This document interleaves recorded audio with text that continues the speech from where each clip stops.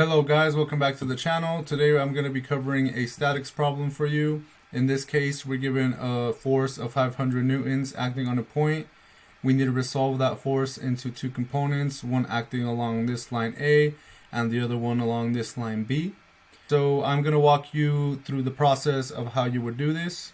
So let's get started. The first thing that we're going to do is we're going to draw a rough sketch of the diagram we were given over here. Now, the reason that we want to do that is because we actually need to add a couple things to it. So the first thing is we're going to draw the same line that's down here, up here. And then this line right here, line A, we're also going to draw it on this end over here. And that's going to make a parallelogram. Now the reason that we're going to do that is because we're going to use the parallelogram law to solve for the remaining angles that we need. So I'll show you what I mean. So from geometry, we know that these two angles have to be in symmetry with these.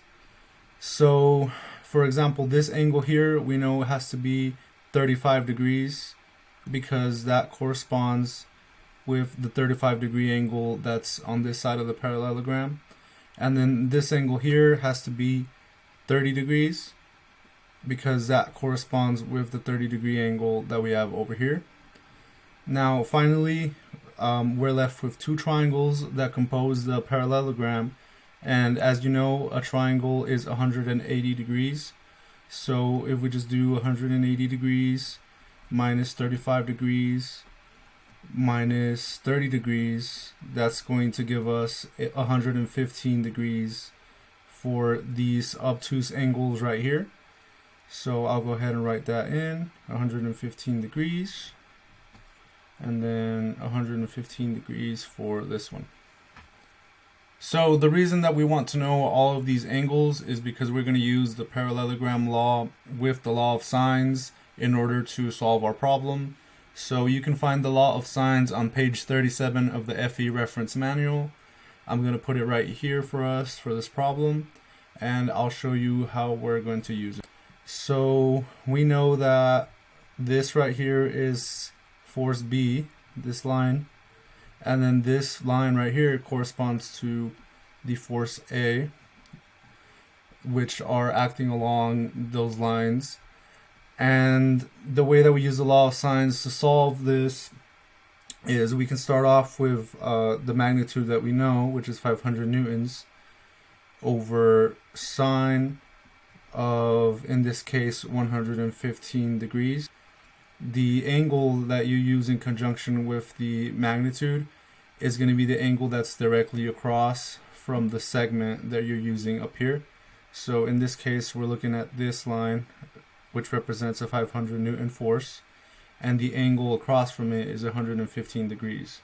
So then we set that equal to, in this case, we'll do force A over sine of, let's take a look, it'd be sine of 35 degrees in this case. That's the angle that's directly across from the line representing force A. So then we'll go over here and we'll do the same thing for force B, 500 newtons over sine of 115 degrees is equal to FB over sine of, in this case, it would be 30 degrees. As you can see, we have our line of force B here, and then across from it is 30 degrees. So we'll just write 30 degrees here. Now, what you do is you just solve for force A and force B. Okay, so I rearranged the equation, and now it's solving for force A and force B. In this case, for force A, once you do the calculation, you get that it equals 316 newtons, and then force B is 276 newtons. So remember from the problem statement, this force B is acting along this line B, and then this force A is acting along line A. We use the parallelogram law in this case to get all the angles we need to apply the law of sines. And then we apply the law of sines to solve for the unknown forces. If you would like to see more problems like these in the future, Make sure to subscribe to the channel, make sure to leave a like, and also leave any feedback in the comments. And we will see you in the next video. Thank you.